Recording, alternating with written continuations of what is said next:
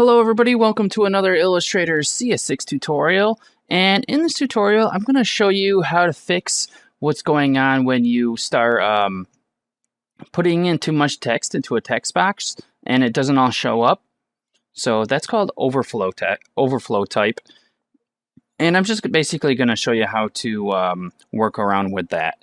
So the first thing is you want to make a text box and you want to paste your text in it. And when you do that, this red plus sign here will show up if you have too much text that doesn't fit in the box.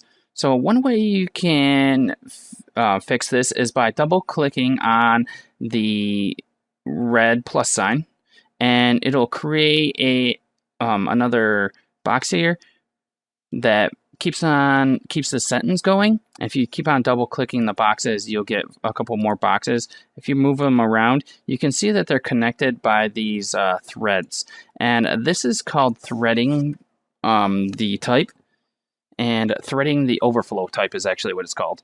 So they just pretty much continue the sentences on into the next text box, and when you double click, it just makes a text box the same exact size and puts it a little bit to the bottom right. So I'm going to hit Control Z and make it so I don't have any of those anymore. Now, for terminology purposes, in case somebody asks you, there's this box right here that's called the out port, and that's because when you create a thread, it's going to line up and connect to the import of another overflow text. So let's get going on to other ways. Now go ahead and have your selection tool selected and click on your text, and then just click on the button once, and when you do, your icon will change to some kind of like a piece of paper with writing on it or something. And what you want to do is go ahead and drag another text box out, and then it will fill up the amount of text on there. And if you draw your text box too small, you might have to draw another one. It's up to you the size that you want. But the thread is here again, and it has everything in it. So remember this right here, that's the import, and then this is the outport that I was talking. Or my bad, I got it mixed up. This is the outport because the rest of the text is going out into this one. So this is the import here. And you only really need to know that if someone says the terminology to you. You don't want to not know what it is, because that sometimes that makes people think you don't know what you're doing. All right, so let's see. There are some more things that you can do. You can create a text area and be able to type within that. So I'm going to make a text area by using my area type tool and just clicking, and I've got that here. So there's my text area. And I'm going to click on this once to get my icon that I had and move over to where the text area is. And when I get this chain link going on here, click. And then that's going to put the rest of the text into the text area that I just made. Now, if you want to unthread this, all you need to do is make sure you have your selection icon and double click path here, or the thread there.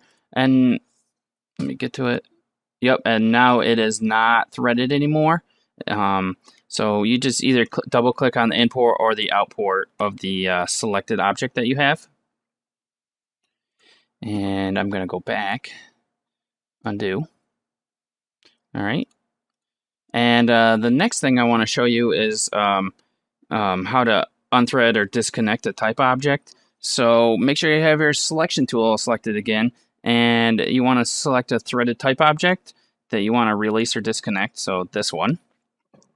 And you're going to go up to the type menu, and we're going to go to threaded text here, and we're going to either click on remove threading, or we're going to just click on let's click on remove threading. So that's another way there. So now the threading is removed, and there are two separate texts, and they aren't linked to each other anymore.